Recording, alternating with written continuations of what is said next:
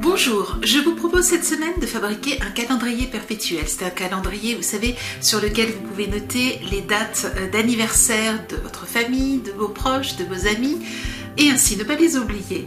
Nous allons utiliser la technique du serviettage pour cela, et vous allez voir, ça n'est pas tout à fait ce que nous avons l'habitude de voir en ce qui concerne la technique du serviettage.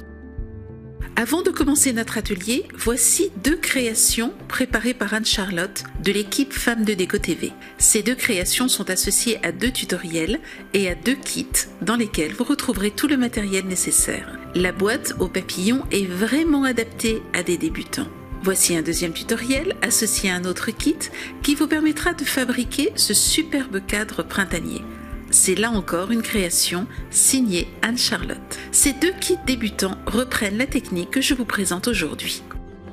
Nous allons réaliser un calendrier perpétuel. Il est aussi associé à un kit dans lequel vous retrouverez une plaque de médium de 20 x 50 cm, 3 pots de peinture, une serviette en papier, 2 feuilles adhésives, une feuille d'aluminium, et une pochette de patron qui vous permettra de réaliser les éléments en papier que vous retrouverez sur la décoration.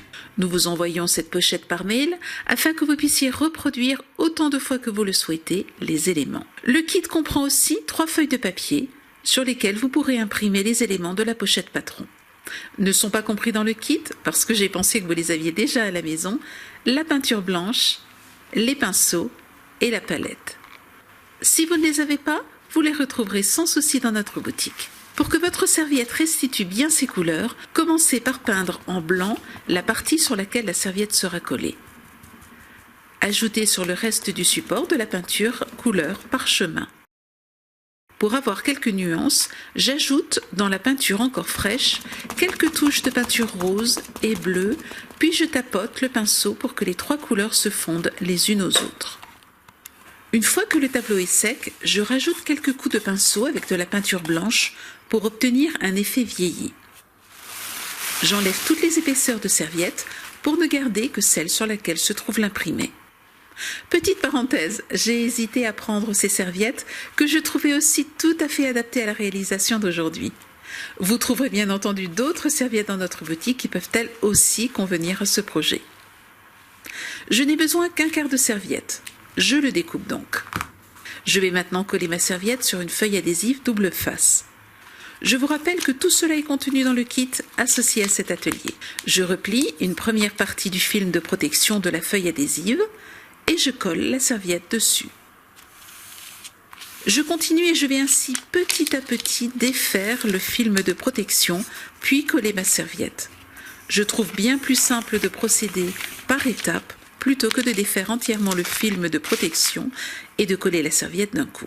Il ne reste plus qu'à lisser ma serviette sur la feuille adhésive et vous le voyez, il suffit de frotter avec le doigt pour que les reliefs et plis disparaissent.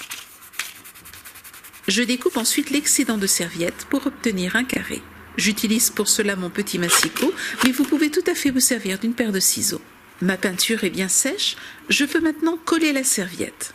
Je décolle la deuxième pellicule protectrice et comme tout à l'heure, je vais procéder au collage petit à petit. Je place une règle sur le bord de mon support de manière à placer ma serviette bien droit.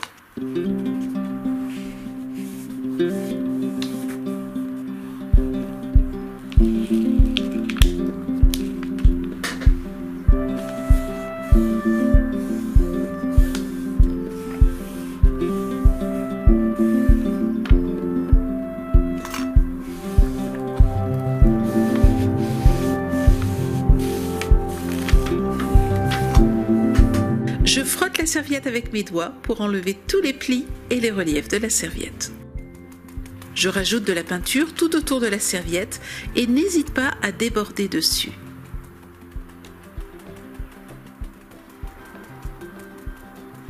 Je termine par quelques traits de peinture blanche avec un pinceau sans eau, comme je l'ai fait sur le reste du tableau. J'aimerais maintenant créer mon 3D. J'utilise la deuxième feuille adhésive pour coller les 3 fleurs, puis quelques détails de fleurs. J'aurai ainsi 3 épaisseurs.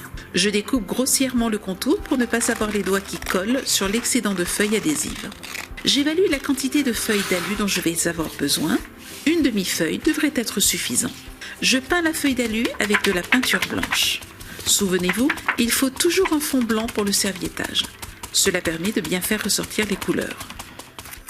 Une fois que la feuille d'alu est bien sèche, je colle les autres motifs de la serviette. Attention, choisissez bien le grand motif qui est dans le même sens que celui déjà collé. En général, sur une serviette, vous avez 2 motifs, 2 dans un sens, 2 dans l'autre sens. Pour les petits détails des fleurs, cela n'a pas d'importance, puisque les fleurs seront découpées à l'unité. J'aimerais maintenant découper 3 fleurs, et voici les contours que je pense découper. J'évalue les détails des fleurs que j'aimerais découper. Et je passe à la découpe. Une fois que les éléments sont découpés, regardez comme il est simple de leur donner une forme et du relief. Je pense maintenant au collage et j'ai bien envie de tricher un peu et de décaler le collage pour casser l'effet de trait droit que nous avons ici. J'utilise mon pistolet à colle pour coller les éléments. Vous pouvez bien entendu utiliser de la colle simple. Je colle les petites fleurs en 3e épaisseur sans chercher à les coller exactement sur la même fleur. Une jacinthe est composée d'une multitude de petites fleurs. Je les pose donc comme je le sens. Et voilà, mes jacinthes sont terminées. Je passe maintenant aux éléments en papier. J'ai découpé mes feuilles au format A4 avant de les imprimer. Je vais maintenant découper tous les motifs. J'utilise une paire de ciseaux pinces, cela me permet un découpage de précision. Je procède de la même manière pour les découpages des languettes à suspendre. Pour les rectangles qui permettent de créer les boîtes, vous remarquez que l'on voit un rectangle et de petits traits. Je vais découper les traits du rectangle, c'est-à-dire le contour, mais garder les petits traits. Reliez maintenant les petits traits par des plis. J'utilise pour cela ma planche de pliage Scorpal ou la plus petite. Toutes deux me permettent de faire des boîtes et la plus petite me permet la fabrication d'enveloppes. Je vous mettrai un lien dans la barre d'infos afin que vous puissiez voir les vidéos présentant la création de boîtes et d'enveloppes. Je trouve plus simple d'utiliser une planche de pliage plutôt que de faire des plis à la main, mais cela est aussi possible. Je fais maintenant des découpes dans les rectangles.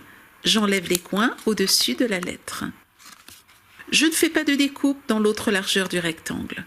Je découpe simplement les traits en veillant à ce que la pointe de la découpe tombe bien dans un pli. Il ne reste plus qu'à plier les rectangles pour en faire de petites boîtes.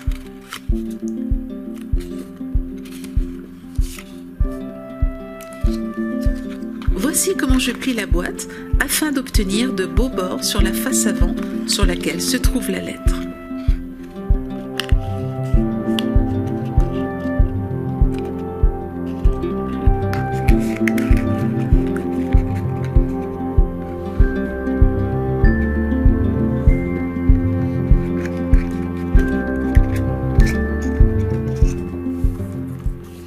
Je colle maintenant les boîtes. Je vous conseille de les maintenir à plat le temps que la colle prenne. Vos boîtes ne risquent ainsi pas de se déformer. Je positionne mes boîtes petit à petit. On pourrait n'avoir que des boîtes et donc des lettres toutes à la même hauteur. J'ai pourtant envie d'avoir des lettres plus hautes que d'autres. Je choisis donc de transformer le M, le L et le S et d'en faire des lettres plus plates. Voici comment je les découpe.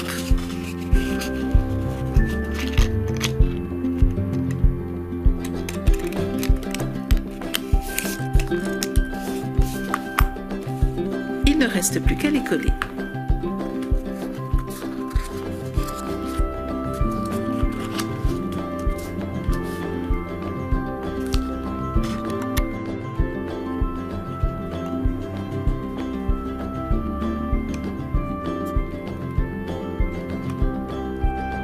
Je procède maintenant au collage des boîtes sur le support.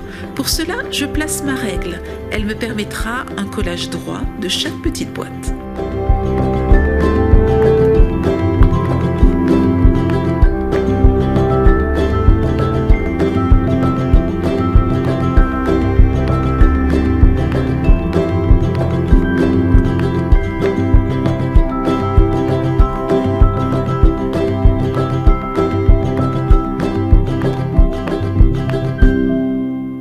Je découpe maintenant les petites fentes dans les différents éléments. Ce sont elles qui me permettront d'assembler les suspensions avec le jour de l'anniversaire et le prénom de la personne concernée. On peut assembler des éléments de même couleur ou mélanger les couleurs, c'est comme vous voulez. Vous verrez que pour les mois, je n'ai pas tracé de fente, car je ne voulais pas avoir de traits sur les mois. Il suffit de dessiner la fente avec un crayon, de la découper, puis d'effacer le crayon. Je colle maintenant les mois sur le support. Pour cela, j'ai découpé une bande de papier de 25 cm de long que j'ai divisée en 6 parties. Il est alors simple de placer et coller les ronds contenant les mois. Je laisse dépasser la partie dans laquelle se trouve la fente afin de pouvoir ensuite raccorder les suspensions. Il ne reste plus qu'à écrire tous les prénoms et dates du mois correspondant à l'anniversaire de vos amis ou de vos proches.